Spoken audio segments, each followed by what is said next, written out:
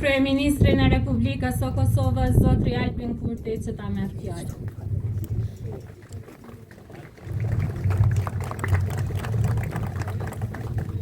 Linës, të nderuar përfaqësues e drejtues të institucioneve qendrore e lokale, i nderuar i kryetari i komunës Strahovecit, Smajl Latifi, të nderuar invalid e veteran të ushtrisë shqiptare të Kosovës, i nderuar i kryetari i Aleancës për Ardhmërinë e Kosovës, Ramush Haradinaj, të nderuar deputet të Kuvendit të Republikës, Albena Reshitaj, Haxhia Avdyli, Ariana Musliu Shoshi, Ganimete Musliu, ish guvernator i Bankës Qendrore të Kosovës, Hashim Regjepi, i nderuar ish kryetari i komunës dhe ish ministri i bujqësisë, profesor Idris Vehapi, të dashur familjarë të martirëve të kombit, të dashura motra dhe vëllezër, zonjës dhe zotëri, në këtë përvjetor të 26 në çdo ditë vitit nderojmë martirët e dëshmorët të cilët nuk janë më me ne fizikisht, por me të cilët jemi e duhet të jemi gjithë një shpirtnisht. U nderojmë edhe juve që jeni këtu të fortë përkundër dhembjes e pikëllimit. Krahas sakrificës së trënëve, e çmojmë dhe duhet për herë ta çmojmë qendresën e popullit.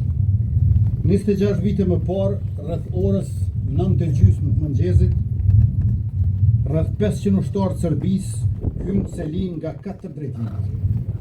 Në këtë masakër i vranë 82 civil të moshave të ndryshme, 18 nga trupat i dogjen e 13 nga të vrarët ishin fëmijë.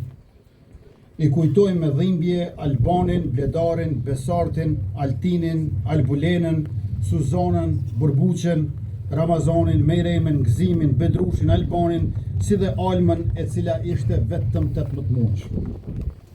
Masakre të mërshme e Celinës nuk ka ndodhur e vetme. Tërë stina e pranverës është e mbushur me përvjetor të masakrave që shteti Serbis i ka kryer mbi shqiptarët në Kosovë. Veçanërisht nga 24 marsi i vitit 1999, kur filluan bombardimet e NATO-s mbi Jugosllavinë e Miloševićit, pikërisht për ta ndalur gjenocidin e Serbisë, ajo i pat intensifikuar dhe brutalizuar të gjitha veprimet e saj mizore për ta përshpejtuar spastrimin etnik që synonte shfarosjen tonë. Gjatë kësaj periudhe, forcat armatosura ushtarake dhe policore serbe vranë mijëra njerëz të pafajshëm e të pambrojtur, teksa torturuan, plaçkitën e përdhënuan mijëra të tjerë, si dhe djegën e shkatruan, prona dhe pasuri me vlerë të pallogaritshme kudo në Kosovë. Po vim këtu nga homazhet në 26 vjetorin e masakrave në Tërnjem, Brestoc e Fortes, e nga këtu do të bëjmë homazhe edhe në Goden të Gjakovës, në përvjetorin e masakrës atje. Ne jemi një shtet dhe shoqëri që nuk i harron e as nuk i fal krimet e kryera nga Serbia në Kosovë.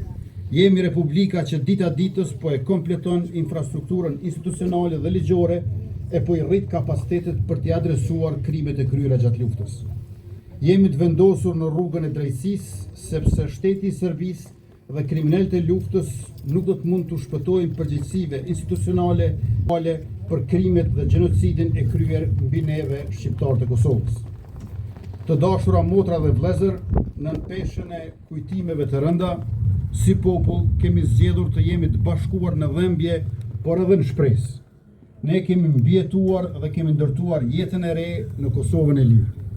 Ne po vazhdojmë të ndërtojmë dhe forcojmë Republikën e Kosovës së bashku, duke u siguruar që asnjë gjenerat tjetër të mos e përjetoj as për së afërmi terrorin në për të cilin kemi kaluar ne.